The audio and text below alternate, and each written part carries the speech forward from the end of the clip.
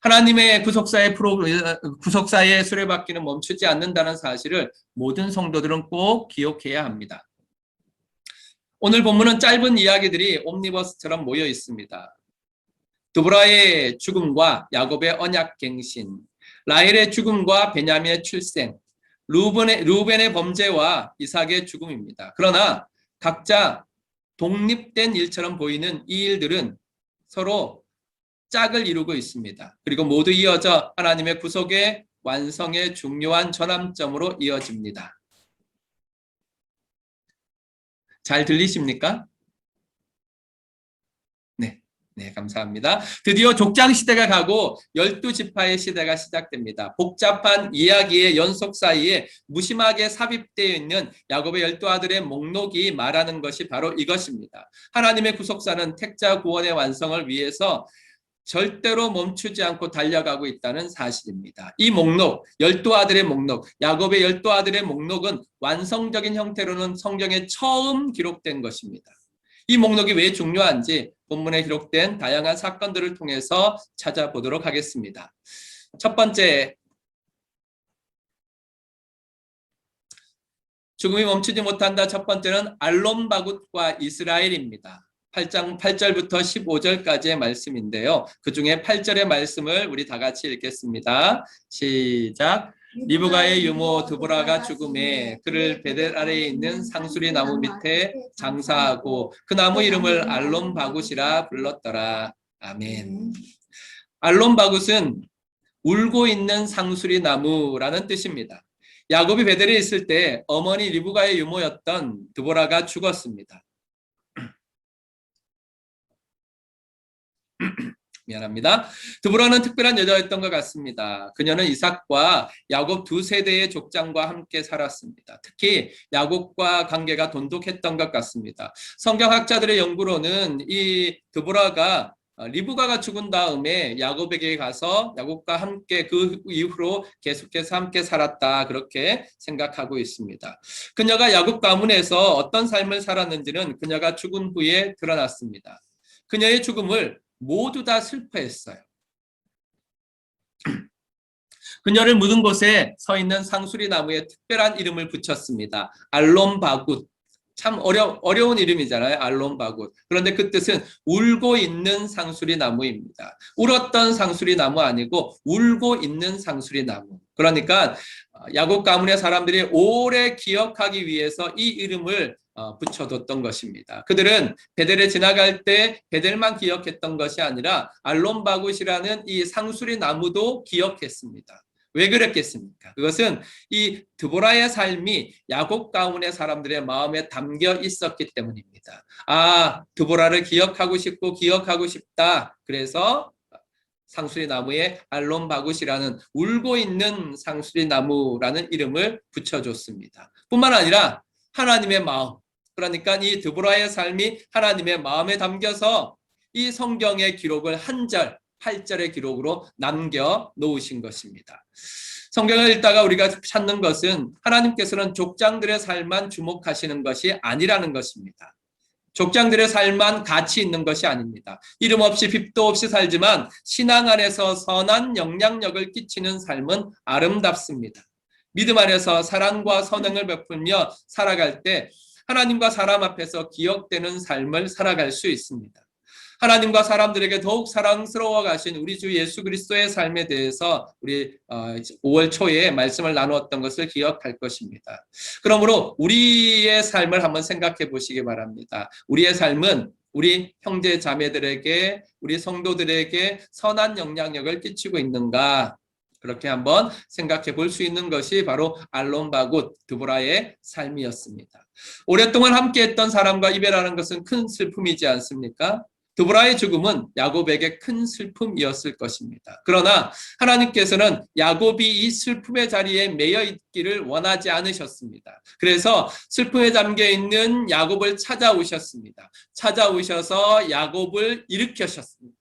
드보라의 죽음으로 말미암아 슬픔에 빠져있는 야곱을 붙잡아 일으키신 하나님의 모습을 통하여서 우리는 우리의 아픔 가운데 오시는 하나님의 은혜를 볼 수 있습니다. 우리 9절부터 15절을 함께 읽겠습니다. 다 같이 읽겠습니다. 시작. 야곱이 밧단 아람에서 돌아오매 하나님이 다시 야곱에게 나타나사 그에게 복을 주시고 하나님이 그에게 이르시되 내 이름이 야곱이지만은 내 이름을 다시는 야곱이라 부르지 않겠고 이스라엘이 내 이름이 되리라 하시고 그가 그의 이름을 이스라엘이라 부르시고 하나님이 그에게 이르시되 나는 전능한 하나님이라 생육하고 번성하라 한 백성과 백성들이 총회가 내게서 나오고 왕들이 내 허리에서 나오리라. 내가 아브라함과 이삭에게 준 땅을 내게 주고 내가 내 후손에게도 그 땅을 주리라 하시고 하나님이 그와 말씀하시던 곳에서 그를 떠나 올라가시는지라. 야곱이 하나님이 자기와 말씀하시던 곳에 기둥 곧 돌기둥을 세우고 그 위에 전제물을 붓고 또 그 위에 기름을 붓고 하나님이 자기와 말씀하시던 곳에 이름을 베델이라 불렀더라. 아멘. 그렇습니다. 하나님께서는 야곱과 족장들의 언약을 갱신하십니다. 다시 한번 언약을 갱신해 주시는 것이죠. 그래서 하나님은 야곱을 그 슬픔 중에서 일으키실 때 첫 번째로 하신 것이 너는 이스라엘이다입니다.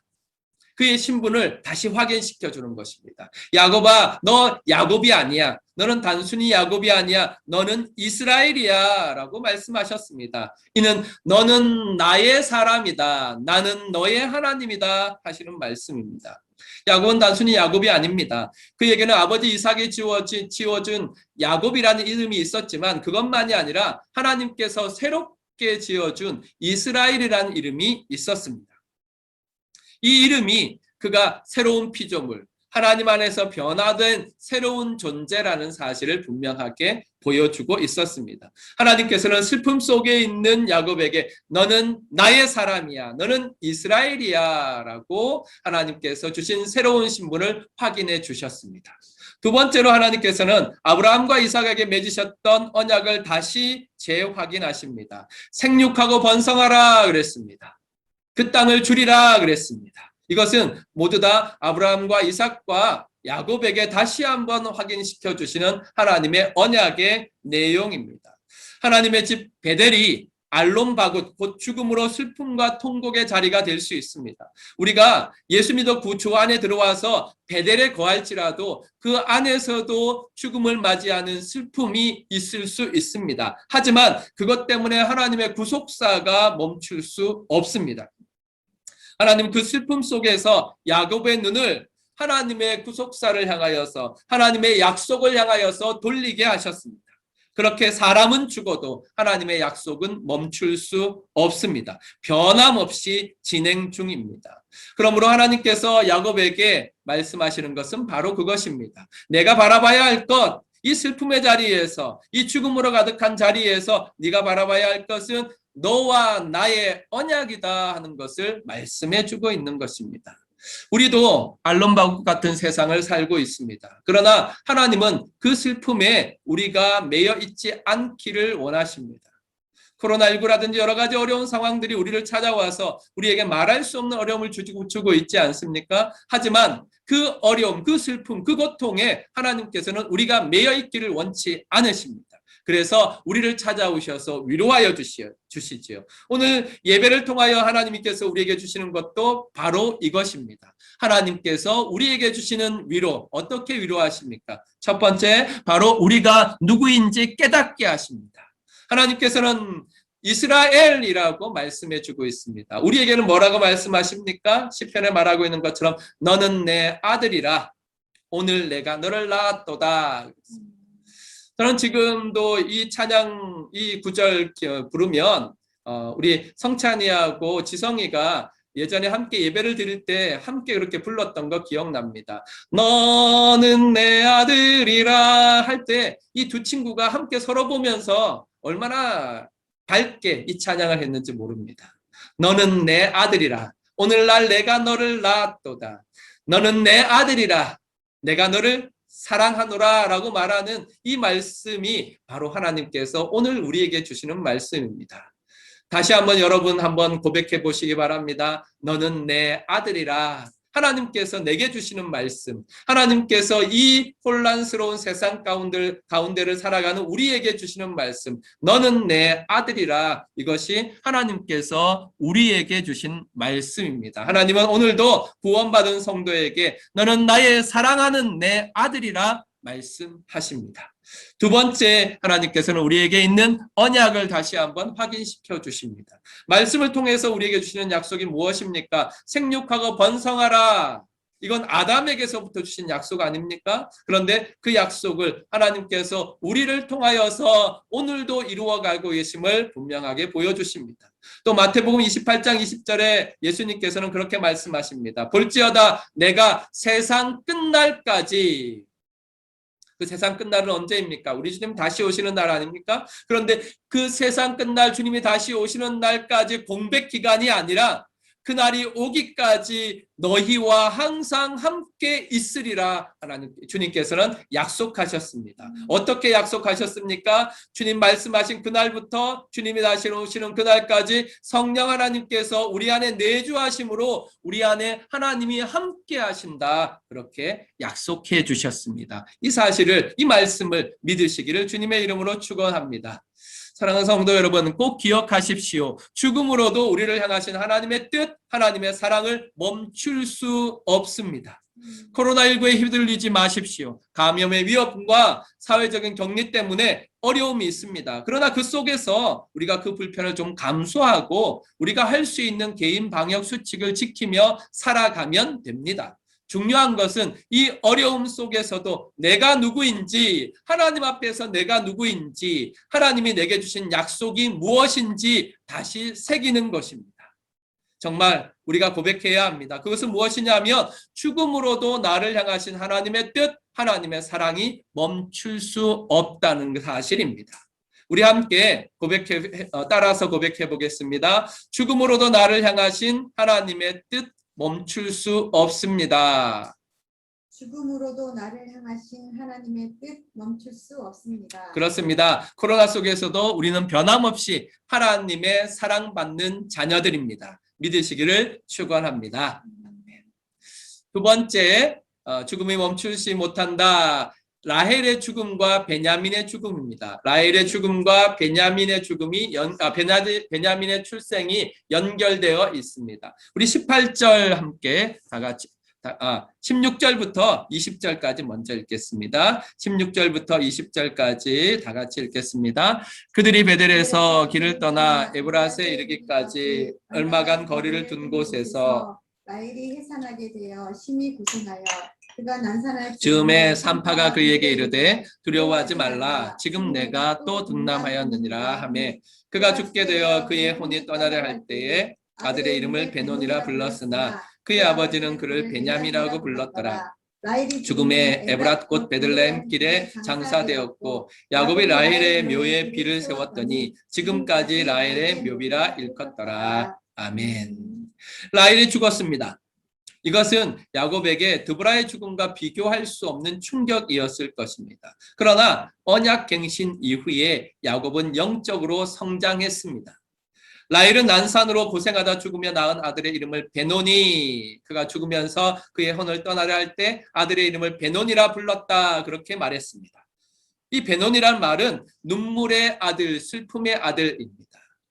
아마 신약의 베단이 기억할 겁니다. 똑같습니다. 베단이 베이트 아니, 그래서 슬픔의 집, 눈물의 집 했던 것을 기억할 것입니다. 그런데 이건 벤, 아들, 아니, 슬픔, 고통, 이래서 베나니, 베논이 이렇게 발음했던 것입니다. 그녀가 당한 극심한 고통과 슬픔을 알 수 있습니다. 그런데 야곱은 그 이름을 바꿉니다. 어떻게 바꿉니까? 그의 아버지는 그를 베냐민이라고 불렀더라고 말씀합니다. 베냐민은 곧 오른손의 아들, 오른손의 아들이라는 뜻입니다. 이때의 오른손은, 성경에서 오른손은 하나님의 축복과 보호의 상징입니다. 하나님께서 축복하시는 자리, 하나님께서 은혜 주시는 자리의 상징입니다. 그러니까 야곱은 라헬의 죽음에 매이지 않고 하나님의 언약을 바라봤습니다. 언약을 이루어 가시는 하나님을 바라볼 때 그의 눈앞에 있는 라헬의 죽음이 다르게 보였습니다. 사랑하던 라헬의 죽음, 드보라의 죽음과 비교할 수 없지 않습니까?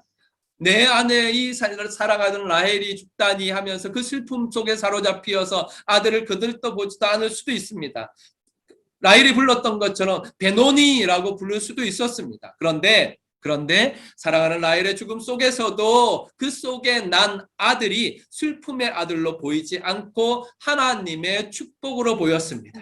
하나님이 언약하신 12아들의 마지막이 딱 탄생한 것입니다. 그가 야곱이 세상 보는 눈이 바뀌어 버렸습니다. 우리는 세상에서 형통하기만을 원하지만 그럴 수 없습니다. 세상에서 만사 형통하기를 바라지만 그럴 수 없습니다. 세상은 기쁨과 슬픔이 공존하는 곳입니다. 죽음은 죄로 타락한 세상의 한계를 여실히 보여줍니다. 그러나 죽음은 세상의 한계이지 성도의 한계는 아닙니다.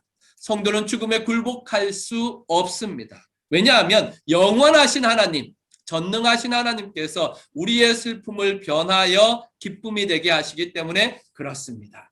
말씀은 우리에게 분명하게 말해주고 있지 않습니까? 이사야 61장 3절 제가 읽겠습니다. 무릇 시온에서 슬퍼하는 자에게 화관을 주어 그 죄를 대신하며 기쁨의 기름으로 그 슬픔을 대신하며 찬송의 옷으로 그 근심을 대신하시고 그들이 의의 나무 곧 여호와께서 심으신 그 영광을 나타낼 자라 일컬음을 받게 하려 하심이라. 아멘. 그렇습니다. 하나님께서 약속하신 말씀입니다. 슬퍼하는 자에게 화관을 주어 그 죄를 대신하며 기쁨의 기름으로 그 슬픔을 대신하며 찬송의 옷으로 그 근심을 대신하게 하시겠다 말씀하셨습니다. 왜 그렇게 하십니까? 그들을 의의 나무로 삼으시기 위해서 여호와께서 심으신 그 영광을 나타날 자가 되게 하기 위해서 그렇게 하시겠다 그랬습니다. 누구를 향한 말씀입니까? 이스라엘만 향한 말씀입니까? 아닙니다. 영적인 이스라엘, 오늘날 영적인 이스라엘인 우리 모든 성도들을 향하여 말씀하십니다. 우리에게 슬퍼하는 자가 될 수 있는 조건들이 있습니다. 생각해 보십시오. 슬퍼할 조건들이 얼마나 많이 있습니까? 우리 육체적인 문제라든지 지금 우리 환경의 문제라든지 관계의 문제라든지 이런 여러 가지의 문제가 우리에게 슬픔을 가지고 옵니다. 그런데 그 슬픔을 하나님께서는 변화시키겠다고 말씀하십니다. 어떻게 변화시키겠다고? 네, 죄 대신 화관을, 슬픔 대신 기쁨을, 근심 대신 찬송을 우리에게 주시겠다고 약속하셨습니다. 그렇게 하셔서 그 화관과 기쁨과 찬송을 통하여서 여호와께서 심으신 그 영광, 우리를 변화시키신 하나님의 영광을 나타낼 자로 이 땅에 심어 놓으셨습니다. 우리가 바로 그런 사람들입니다. 이 사실을 믿으시기를 바랍니다. 하나님은 우리의 슬픔 속에서도 기쁨을 창조하시는 분이십니다. 슬픔 많은 이 세상에서 하나님의 약속을 붙잡고 세상을 바라봅시다. 슬픔이 가득한 그 자리에서도 변함없이 신실하시고 자비하신 하나님을 바라봅시다. 그렇게 하면 우리 앞에 놓인 그 일, 우리를 슬프게 하는 그 일이 베노니가 아니라 베냐민, 하나님의 축복이라는 사실을 발견하게 될 것입니다. 저와 여러분들이 우리 앞에 놓인 그 일들, 그 나를 슬프게 하는 그 일들이 베노니가 아니라 하나님이 우리를 축복하시며 하나님께서 우리를 붙잡으시는 오른손 곧 베냐민이라는 사실을 발견하게 되시기를 주님의 이름으로 축원합니다. 사랑하는 성도 여러분, 죽음으로도 멈추지 못합니다. 하나님은 알론바굿에서 야곱을 이스라엘로 인도하셨습니다. 죽음으로도 하나님이 구원하신 성도의 신분과 약속이 취소되지 않는다는 사실을 깨닫게 해주셨습니다. 또 하나님은 라헬의 죽음에서 야곱이 베노니가 아닌 베냐민을 고백하게 하셨습니다. 죽음으로도 하나님이 약속하신 성도의 축복이 깨어질 수 없다는 사실을 깨닫게 하셨습니다.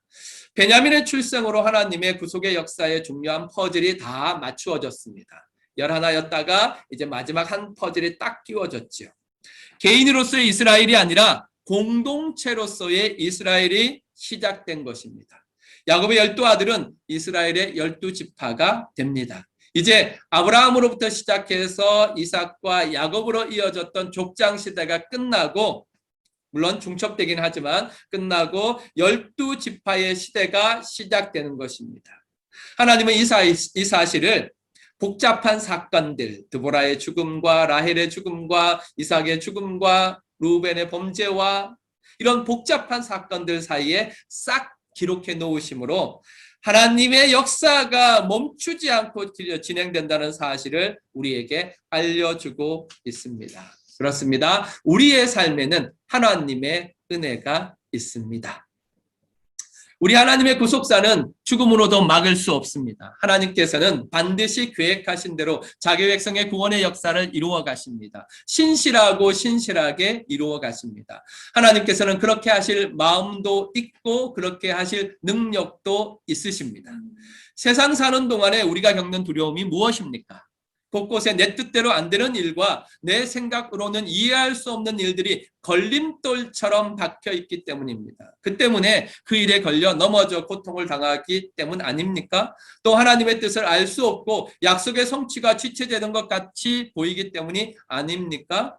죽음과 죽음이 이어지고 문제와 이어지는 것 때문이지 않습니까? 제가 이제 인터넷에서 이 그림을 찾았어요.